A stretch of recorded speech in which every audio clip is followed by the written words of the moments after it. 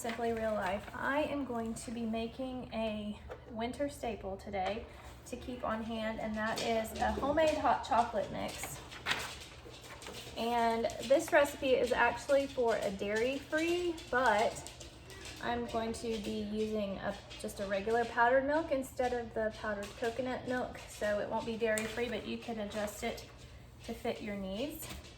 And super easy.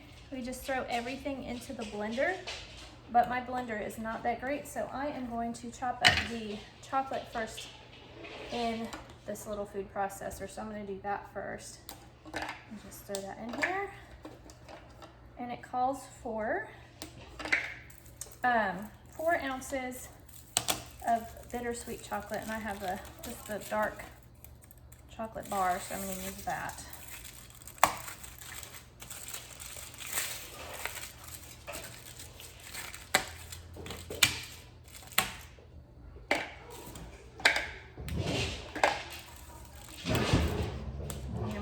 Fighting in the background. Sorry. They're still getting used to each other. Actually, the little one thinks he rules the roost, and the big one's just afraid of everything. So, I'm going to chop these up.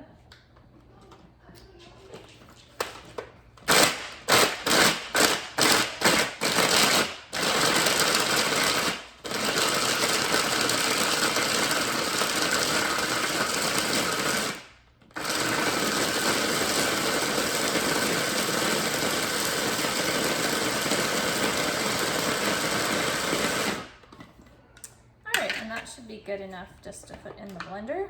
You see it's chopped fine there.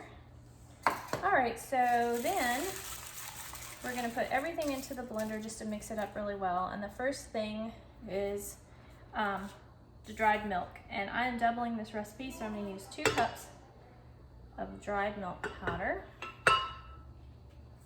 And then we need 3/4 cup of powdered sugar,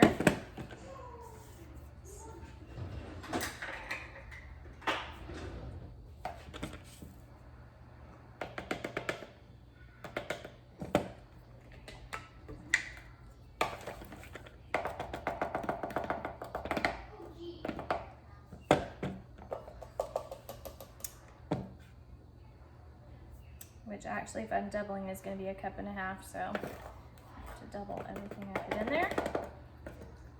So another 3/4.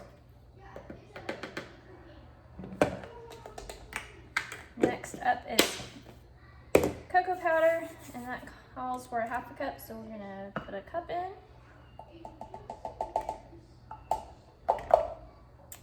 And we're going to put in our grated chocolate. Put in 4 ounces because it calls for 2 ounces.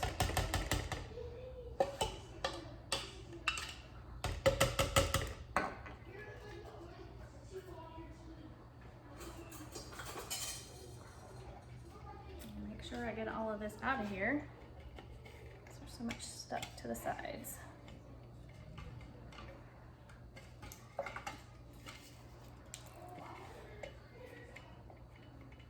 And then the last 2 things it calls for are sea salt and vanilla. It actually calls for a vanilla bean, but says you can substitute vanilla extract. So that is what I'm going to do.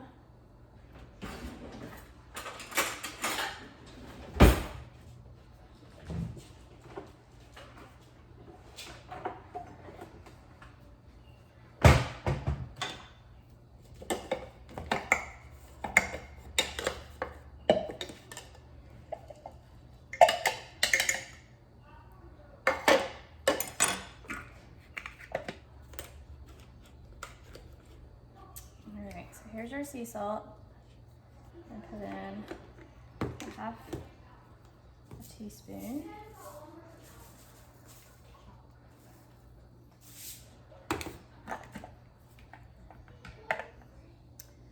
Okay, last I'm putting in the vanilla, which is doubled as a teaspoon.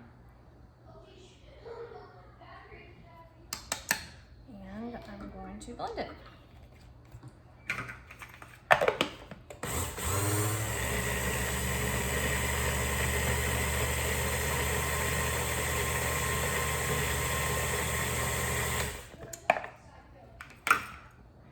right, so after this is blended up well, we're going to store it in an airtight container. I'm just gonna put mine in this glass jar and store it in the pantry. And when you want to make a cup of hot chocolate, you use 1/4 to 1/3 of a cup of the mixture, add in a cup of boiling hot water, and then top it with marshmallows.